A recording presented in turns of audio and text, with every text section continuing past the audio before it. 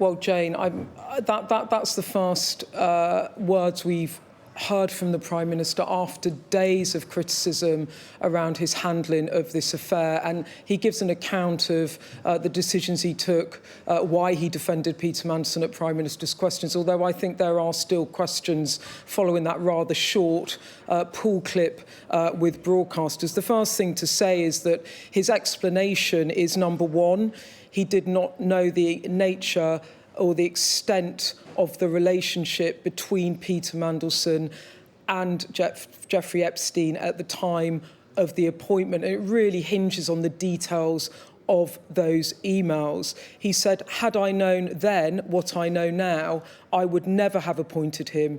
And he says, what emerged last week were emails, Bloomberg emails, which showed the nature and extent of the relationship that Mandelson had with Epstein, which was far different to what I understood it to be. So point one there, the Prime Minister is saying he appointed Peter Mandelson with a different understanding about the relationship that they had. That's his first line of defence, the one we've actually heard in recent days.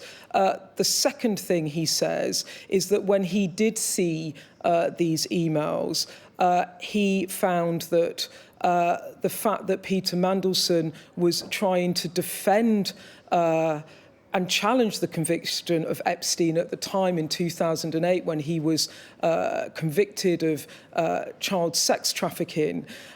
He says that cuts across the whole approach I've taken on violence against women and girls and the government's approach. And he said, I looked at the responses that Peter Mandelson sent late on Wednesday night. I did not find them at all satisfying. And therefore, on the basis of those three things, Peter Mandelson's response, the extent and nature of the relationship, and the defence of Epstein, even though there had been a conviction for sexual offences against underage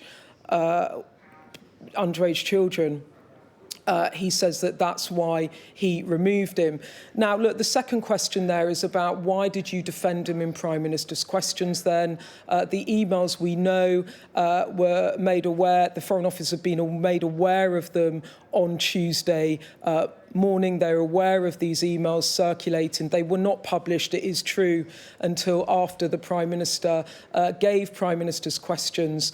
And then he says when he looked at them on Wednesday evening, and then they were also waiting Peter Mandelson's response to them, that's when he chose to act. So that's his defence, if you like, as to why he didn't act more quickly. But I still think there are questions here. There are questions around his political judgment, which is if those emails had been circulating into the Foreign Office, why was the Prime Minister not informed about the extent of the damning evidence really against Peter Mandelson ahead of Prime Minister's questions? So what was going on with his advisers? But there's a bigger question for the parliamentary party here, which is a question of Keir Starmer's judgment. His defence is I didn't know the extent of the relationship, but many people are saying, why did he really appoint him in the first place, and why didn't they do proper vetting? And was vetting done and warnings made, and the Prime Minister overrode that? And I don't think we got to the bottom of that in that exchange. And look, the reason that this really matters is that the mood in the Labour Party at the moment is extremely febrile. MPs are very, very unhappy with what's happened. They are unhappy that the Prime Minister initially defended Peter Mandelson at Prime Minister's questions just ahead of these emails coming out. I think the Prime Minister is probably privately quite furious that he's in this position. So what happened with his aides? And this is just a taster of something that an MP has sent me. I'm getting a lot of messages like this. They're saying it's bad. There's a growing sense of inevitability in the party that change is required. This person goes on to say it's grossly unfair. The Prime Minister is just deeply unpopular. And we've had a couple of MPs publicly saying over the weekend that the deadline of the May elections next year is a moment really of jeopardy for Keir Starmer to prove he can still win at the ballot box. So this is a Prime Minister undoubtedly in crisis. I think he's made that statement in the hope that this shuts down the story on Mandelson. But as I said, there's still questions here about what did you know when. you know, what is your approach to the Labour Party?